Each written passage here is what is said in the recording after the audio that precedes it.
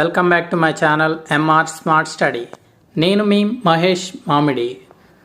ఈరోజు ఒక సరికొత్త టాపిక్తో మీ ముందుకు వచ్చాను.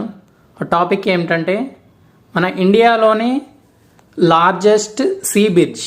సో సముద్రంలో ఒక బ్రిడ్జ్ నిర్మించడం జరిగింది. సో అది ఎక్కడ అయింది అనేది డీటెయిల్స్ తెలుసుకుందాం. దేశంలోనే అత్యంత పొడవైన సముద్రపు వంతెన Mumbai trans harbour link ready అయింది.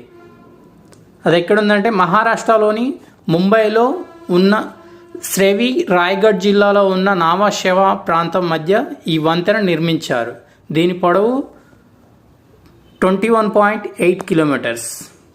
సో ఈ వీడియో ఎందుకు చేస్తున్నానంటే మనకి కాంపిటేటివ్ పర్పస్గా నెక్స్ట్ ఇవి క్వశ్చన్ అనేది రావచ్చు. సో లార్జెస్ట్ బ్రిడ్జ్ అనేది ఇదే ఫస్ట్.